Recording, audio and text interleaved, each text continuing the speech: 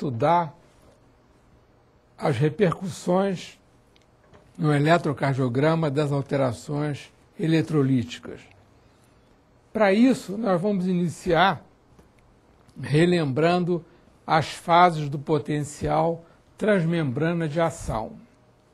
Nós temos a fase 0, em que existe um aumento da permeabilidade da membrana ao sódio e existe um influxo rápido desse íon para a célula.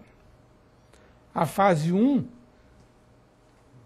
é a inativação do influxo de sódio e existe uma corrente de efluxo de potássio. A fase 2, que corresponde ao platô da curva, existe um lento influxo de sódio e de cálcio. E existe também uma diminuição da permeabilidade ao potássio. A fase 3 representa o efluxo de potássio e a fase 4 é o repouso elétrico com uma saída de sódio e uma entrada de potássio. A hiperpotassemia, em última análise, a relação entre o potássio intracelular e o potássio extracelular diminui. E isso gera um potencial de repouso em níveis mais próximos de zero. E, portanto, uma diminuição da entrada, diminuição da velocidade de entrada de sódio para a célula. E, portanto, uma diminuição da velocidade de ascensão do potencial durante a fase 0 e, em consequência, existe um alargamento do QRS. A hiperpotassemia, por mecanismos ainda não bem esclarecidos e até aparentemente paradoxais, determina um aumento da velocidade da saída de potássio da célula e um aumento, portanto, da velocidade de inscrição da fase 3 e diminuição do tempo de sua inscrição. Já que aumenta a velocidade, diminui o tempo de inscrição. Isso leva, no eletrocardiograma, a uma onda T de base estreita, ampla, simétrica, chamada intenda. E o QTI, que é o intervalo QT, diminuído. A hiperpotassemia determina uma diminuição da condutibilidade no sistema His-Purkinje, com uma diminuição da velocidade de condução sinoventricular e, consequentemente, um aumento do intervalo PR. Existe também um bloqueio da condução sinoatrial, uma diminuição da voltagem, um aumento da duração e, finalmente, desaparecimento da onda P. Em função do grau da hiperpotassemia, nós vamos tendo algumas alterações eletrocardiográficas. Claro que isso não é matemático, mas é aproximadamente o que se observa na clínica. Quando existe uma hiperpotassemia entre 5,5 a 6 miliequivalentes por litro, nós temos ondas T apiculadas. O QTC, que é o QT corrigido, tende a diminuir por encurtamento da duração da onda T. Em torno de 6,5 miliequivalentes por litro, nós temos um alargamento do QRS e o QT pode ser maior do que o normal, o QT corrigido.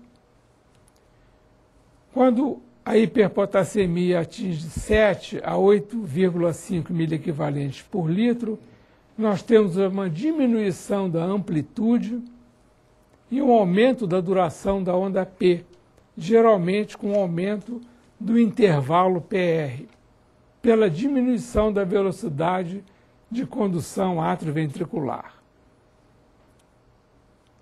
em condições em que a hiperpotassemia é superior a 8 miliequivalentes por litro, nós temos o desaparecimento da onda P. Entre 9 e 10 miliequivalentes por litro de potássio, o complexo QRS passa a ter menor voltagem, fica alargado, simulando às vezes bloqueios de ramo ou bloqueios divisionais. Quando a hiperpotassemia é além de 11 miliequivalentes por litro, nós temos o desnivelamento do segmento ST, às vezes simulando uma corrente de lesão. E isso pode desencadear arritmias variadas. De 12 a 14 miliequivalentes por litro, pode ocorrer fibrilação ventricular ou parada cardíaca. Aí estão os exemplos. Aqui nós temos um caso de hiperpotassemia e nós temos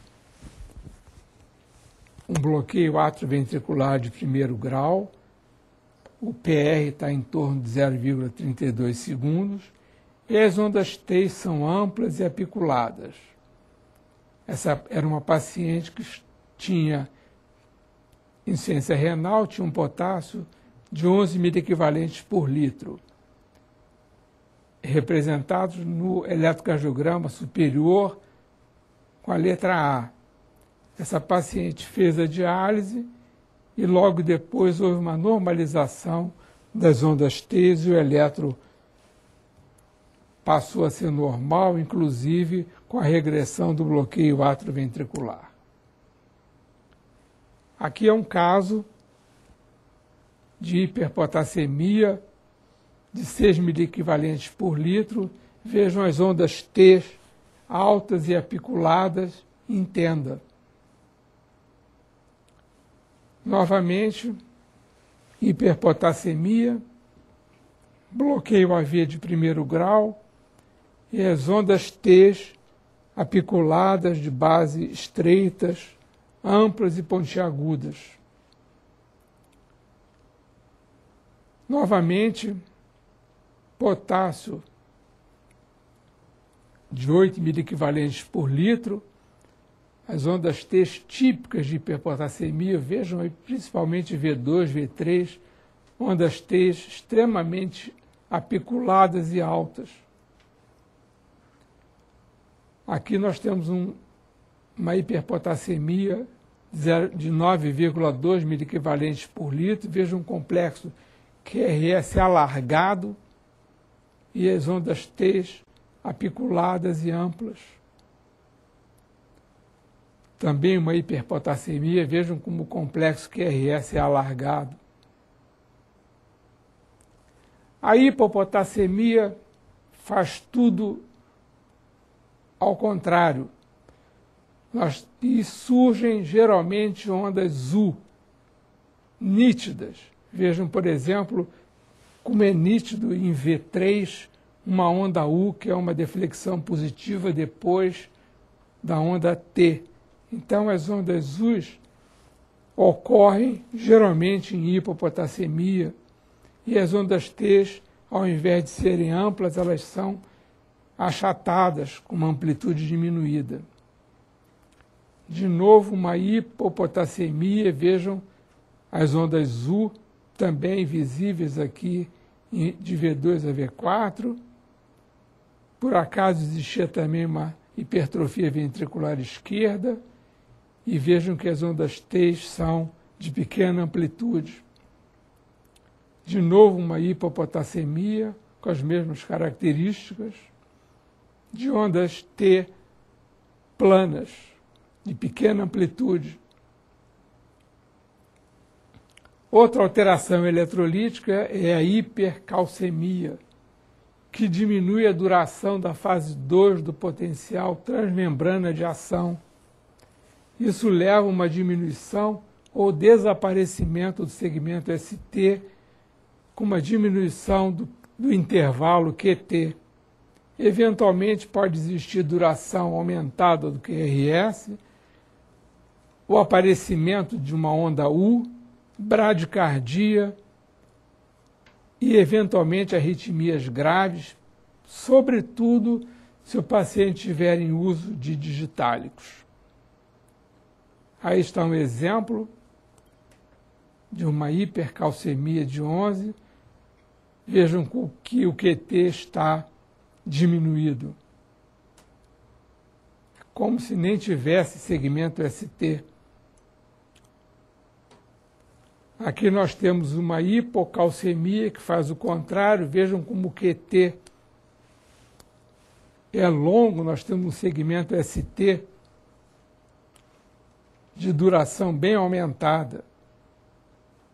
O cálcio estava em 7,6, mostrando uma importante hipocalcemia. Novamente aqui uma hipocalcemia, mas também tinha hiperpotassemia, de modo que além do QT aumentado, nós temos umas ondas T típicas da hiperpotassemia, altas, apiculadas, entenda.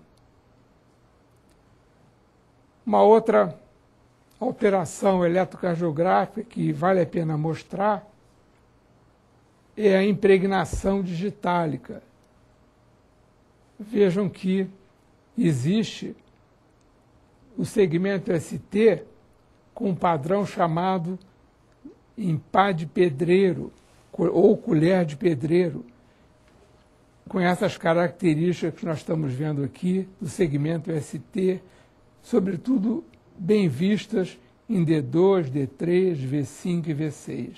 Isso é impregnação digitálica. O indivíduo tomando digital não está intoxicado, mas o eletrocardiograma é capaz de dizer para a gente que esse indivíduo está em uso de digital.